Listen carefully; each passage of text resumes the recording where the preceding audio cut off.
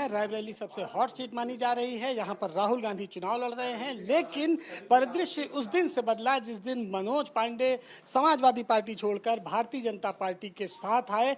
काफ़ी इसके बाद हलचल बढ़ी और भारतीय जनता पार्टी कहीं ना कहीं रायबरेली में भी फाइट पे आ गई, क्योंकि जो पिछली बार 14 सीटों पर जिस पे अभी वोटिंग हो रही है उसमें सिर्फ रायबरेली हारी थी भारतीय जनता पार्टी, बाकी 13 सीटों पे उसे जीत मिली थी। लेकिन मनोज पांडे के आने के बाद यहाँ का क्या परिदृश्य है, काफ़ी बदला हुआ दिख रहा है। सर, आप आए भारतीय जनता पार्टी में, उसके बाद परिदृश्य में किस तरह का बदलाव देख रहे हैं? लोगों से आप मिल रहे हैं, इसके पहले समाजवादी पार्टी में थे, अब भाजपा के लिए आप वोट की अपील कर रहे हैं। भारत के प्रधानमंत्री के लिए वोट की अपील कर रहे हैं, राष्ट्र के लिए कर रहे हैं, राष्ट्र की सीमाओं के लिए कर रहे हैं।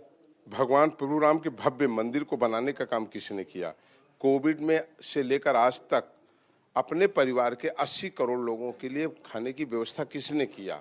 और अगर हम देखें, जो देश जूझ रहा था छत्तीसगढ़ और झारखंड के नक्सलाइट से, जो देश जूझ रहा था पंजाब के आतंकवाद से, जो देश जूझ रहा था कश्मीर की घाटियों में रोज सनातन के बहने वाले खून से, आखिर उससे मुक्ति किसने दिलाई? उससे मुक्ति दिलाई भारत के यशस्वी प्रधानमंत्री आदरणीय नरेंद्र मोदी जी ने और भारत के यशस्वी गृह मंत्री आदरणीय अमित शाह जी ने। उत्तर प्रदेश में अगर कानून व्यवस्था के नाम पर अगर भारत में उत्तर प्रदेश में रहने वाले 25 करोड़ लोगों को गर्व है तो आदरणीय योगी आदित्यनाथ जी को लेकर के है। सोनिया गांधी कह रही है हमारी पारिवारिक सीट है, प्रियंका गांधी लगातार मेहनत कर रही है यहाँ पे, राहुल गांधी रहे, उसके अलावा अखिलेश यादव। लोकतंत्र में कुछ पारिवारिक नहीं होता।